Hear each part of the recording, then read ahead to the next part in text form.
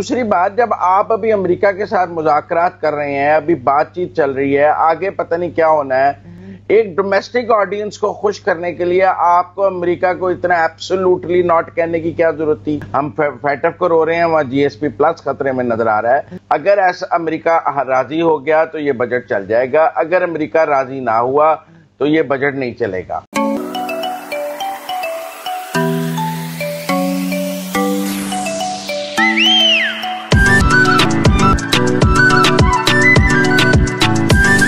Hello नमस्कार दोस्तों, आपका स्वागत है मेरे चैनल में और चैनल को सब्सक्राइब कीजिए और लाइक कीजिए। चलो वीडियो को स्टार्ट करते हैं और देखते हैं क्या हुआ।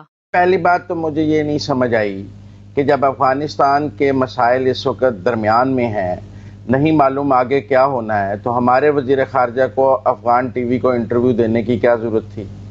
मतलब कोई उनके ऊपर पाबंदी थी कि अगर वो अफगान टीवी को इंटरव्यू नहीं देंगे, जबकि हम तालिबान भी हैं या अशरफ गनी से भी ताल्लुकात रखने हैं, एक टाइट रोप पे चल रहे हैं, तो ऐसे में आपको बात करने की क्या जरूरत थी। और फिर दूसरी बात, जब आप अभी अमेरिका के साथ मुज़ाकरात कर रहे हैं, अभी बातचीत चल रही है, आगे पता नहीं क्या होना है, एक डोमेस्टिक ऑडियंस को खुश करने के लिए आपको अमेरिका को इतना एब्सोल्युटली नॉट कहने की क्या जरूरत थी। डिप्लोमेसी में कई दफा अगर आपने कोई काम नहीं भी करना होता तो इसका ढंढोरा तो नहीं पीटते हैं, जब वो नहीं होगा दुनिया को नजर आ जाएगा। और ये कोई नून लीग के साथ या नवाज शरीफ के साथ मामला तो नहीं थे कि बाहर आके उसका ढंढोरा पीटना कि मुझसे एनआरओ अमेरिका मांग रहा है, मैंने अमेरिका को एनआरओ नहीं दिया। मैं नहीं समझता ये कोई अच्छी डिप्लोमेसी थी। मैं समझता हूँ, हमने पहले भी कहा है कि फैटफ से निकलने के लिए हमें एक डिप्लोमेटिक इनोवेशंस की जरूरत है। जो ममालिक हमारे से दूर हैं यूरोप के, मतलब हमने यूरोपियन यूनियन में अपने खिलाफ करारदाद भी देखी अभी हाल ही में, और हमारा जीएसपी प्लस भी उसकी वजह से खतरे में जाने की हमें खतरे की घंटियां बज रही हैं। हम फैटफ को रो रहे हैं, वहां जीएसपी प्लस खतरे में नजर आ रहा है। लिहाजा मैं समझता हूं कि हमारी हुकूमत को मगरिब के साथ आसानी करनी चाहिए। हमें अंदाजा है कि अमेरिका के जो वोट्स हैं IMF में, वो अगर हमारी साइड पे चले जाएंगे तो हमारे लिए कुछ आसानियां पैदा होंगी। और अगर आप देखें, ये एक विशफुल थिंकिंग पर, आस उम्मीद पर बनाया गया बजट है। अगर ऐसा अमेरिका राजी हो गया तो ये बजट चल जाएगा, अगर अमेरिका राजी ना हुआ तो ये बजट नहीं चलेगा। अगर आपकी प्लानिंग इतनी शॉर्ट साइटेड है कि हो सकता है आपकी और अमेरिका की बात ना बने, तो अगस्त में आपको सारा कुछ फॉल डाउन करना पड़ जाएगा इस बजट का, सब गिरा देंगे आप, क्योंकि आपकी अमेरिका से बात नहीं बनी है और IMF ने लेटर ऑफ सितंबर में आपको थ्रेट कर दिया है और दुनिया आप कह रही है हम आपके साथ काम नहीं करते, तो आप गिर जाएंगे।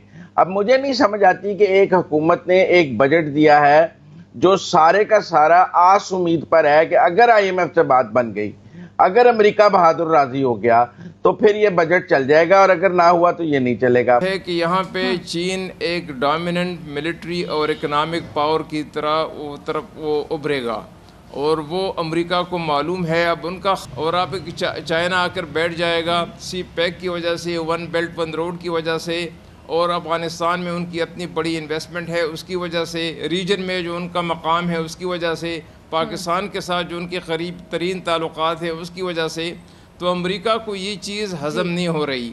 लेकिन ये एक बेटर पिल है, अमेरिका को इसको स्वेलो करना होगा। जो चीन का जो उबार है, चीन की जो डोमिनेशन है, पर्टिकुलरली जो इकोनॉमिक स्फेयर में उनकी अभी डोमिनेशन है, उसको अब कोई रोकने वाला नहीं, ख़ासकर इस रीजन में, तो उस पर असरात पड़ेंगे। चीन एक मुतबादिल की हैसियत से उभरेगा और एक बड़ी ताकत बन के उभरेगा, न सिर्फ सेंट्रल एशिया के हवाले से बल्कि ईरान वगैरह के हवाले से। आपको मालूम है कि ईरान के साथ चीन के अब ताल्लुकात बहुत गहरे होते जा रहे हैं।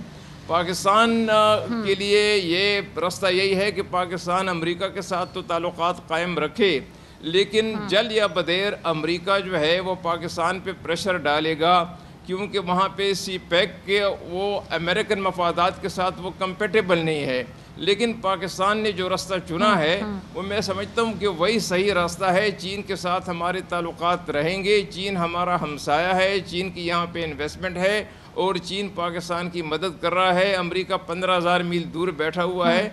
अमेरिका पे हम दरवाजे बंद नहीं करेंगे, लेकिन चीन के ताल्लुकात को हम दाव पे लगाने के लिए तैयार नहीं हैं। है कि चाइना और पाकिस्तान CPEC को यूज करें, लेकिन CPEC जो कि असल शक्ल में जिस तरह इस्तेमाल होना है, वो जब तक अफगानिस्तान डिस्टेबलाइज रहेगा ये इस्तेमाल नहीं हो सकेगा।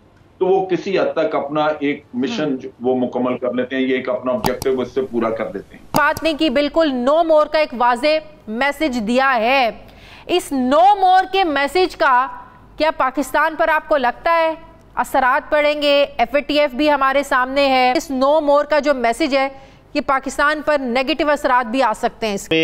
इसमें मुश्किलात सामने आने का इम्कान है। वो मैं आपको बाद आपने FATF का जिक्र किया, yes, IMF yes, world bank yes, एक बहुत बड़ा फैक्टर मिडिल ईस्ट कंट्रीज का रवैया, मेरा ख्याल वहां से भी आपको कोई थोड़ा सा प्रेशर आएगा कि इमरान खान की ज़ात की भी हमें हिफाजत ज़्यादा करनी पड़ेगी, क्योंकि ये ऐसे लोग हैं कि ये रजीम चेंजेस और पर्सनैलिटी चेंजेस में यकीन रखते हैं और हिस्ट्री में बार बार ये साबित हुआ कैसा हो सकता है। लेकिन इमरान खान साहब की जिंदगी को बहुत थ्रेट है और अब आपकी इंटरनेशनल पावर साजिशें पाकिस्तान के लोकल लोगों से मिलके इमरान खान की हुकूमत के खिलाफ गिराने के लिए, और इमरान खान की ज़िंदगी को इतना खतरा है कि इमरान खान साहब खुद नहीं सोचते। पाकिस्तान फ़ौज भी समझती है कि जो उन्होंने स्टेप लिया है, क्योंकि आप अमेरिकन फ़ौज का इनखला कोई छोटी बात नहीं। हमें भारत अमेरिका साजिश कर रहा है, अल्लाह रहम करे, नवे की दहाई में धकेलने के लिए।